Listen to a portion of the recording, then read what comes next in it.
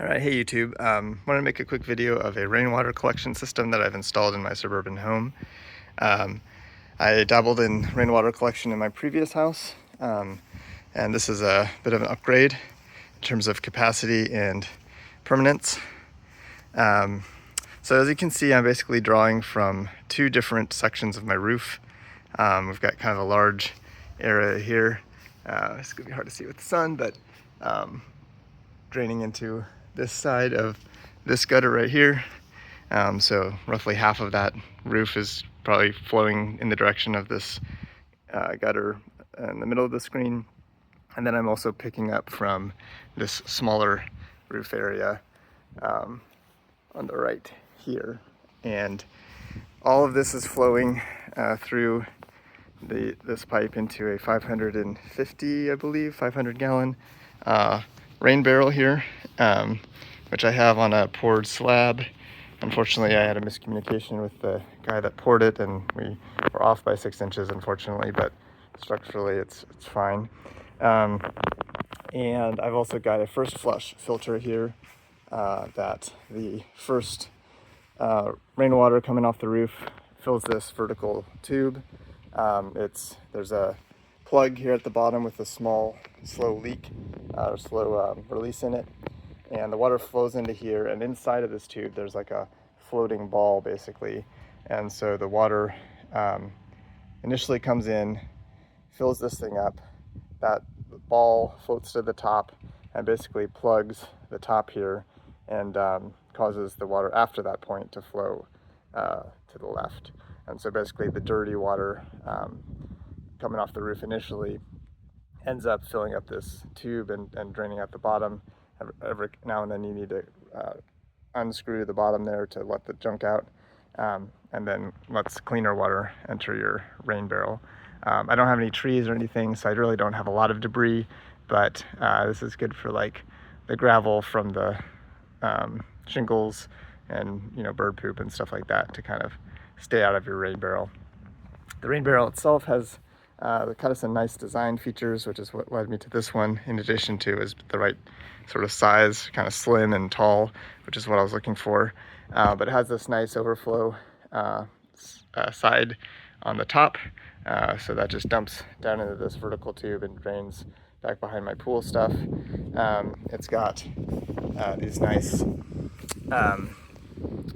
bulkhead attachments here that you can just put threaded PVC into. So this is where the water comes out. And the top, it's got a nice feature as well, which it's got a built-in sort of screen underneath that black cover, which allows you to kind of filter out larger debris. And so just overall, it's kind of a nicely designed barrel for this purpose. And I went with this kind of T valve attachment there, and thinking that like when the water is really coming hot and heavy, it'll sort of bubble out over the top. In effect, it doesn't ever get that high. It's not sealed enough. It ends up just kind of leaking around everywhere. But anyway, the bottom line is this has worked quite well now for several years.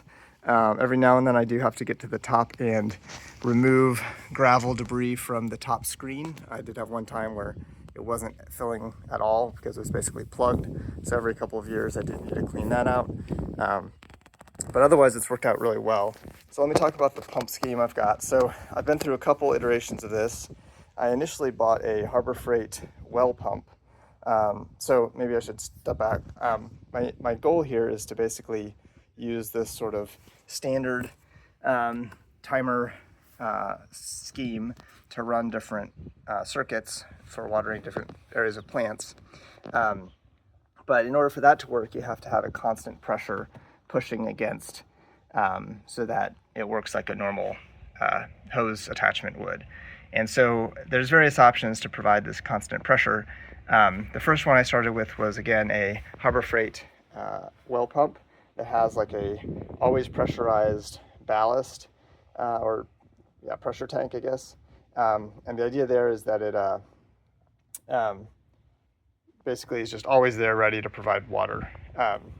And that worked pretty well until I accidentally left it out. We were out of town and we had a freeze, and that destroyed the tank, because because it had water in it.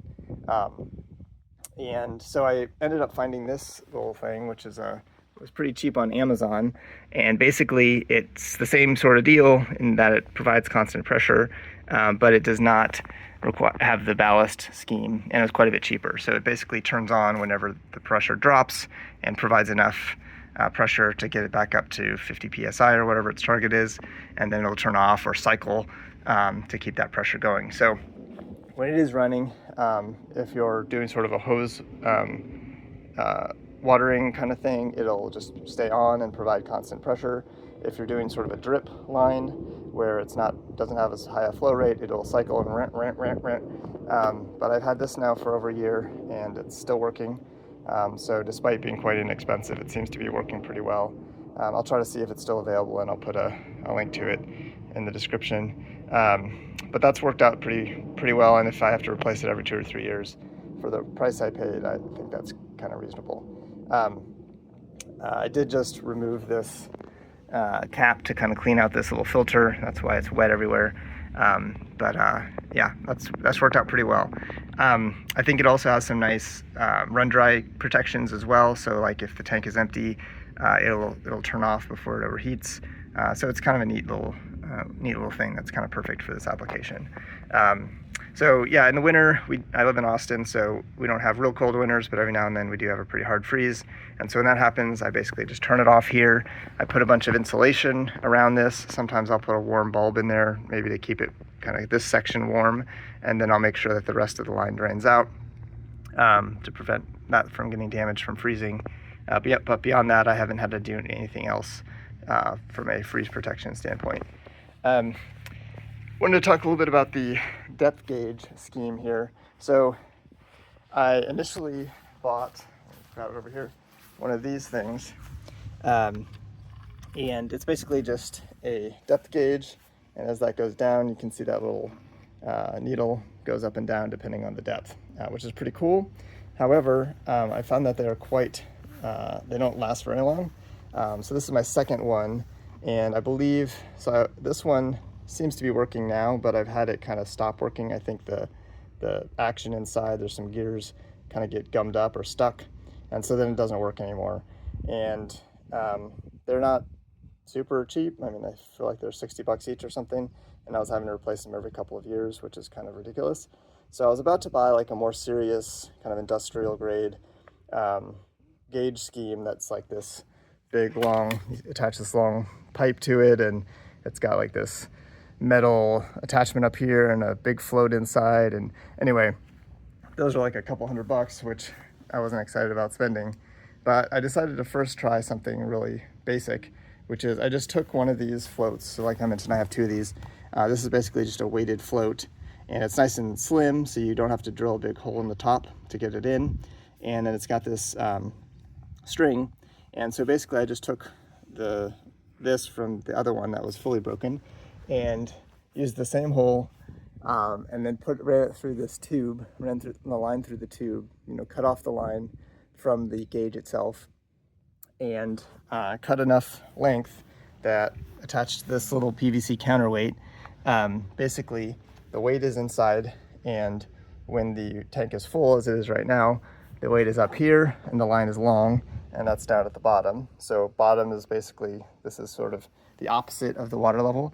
So right now it's full, and as this goes up, as it gets drained, empty is like up here. And so, it's not maybe quite as intuitive as one that actually matches the height of the water level, but considering this was very cheap, I think this is gonna work out quite well. And there's nothing really to go wrong here other than, the string might degrade, so I need to keep an eye on that. Not sure if it's meant to be exposed to the sun or not. So anyway, nice little trick if you're trying to do the same thing.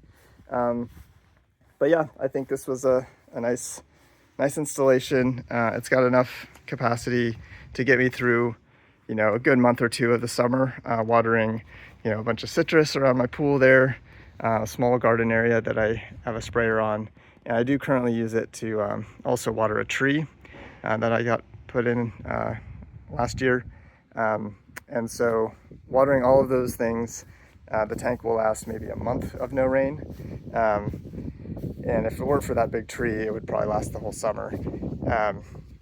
And it fills up quite quick with the amount of roof area I've got. Again, I didn't try to maximize getting water off of all of my roof, but this tank is small enough that in a good rainstorm, it'll fill up. It could fill from the bottom in a real good rainstorm of a couple inches of heavy rain, and even 1 inch of heavy rain is enough to get it halfway full at least. So anyway, I hope this gives you some thoughts or ideas if you're interested in doing something similar. Thanks.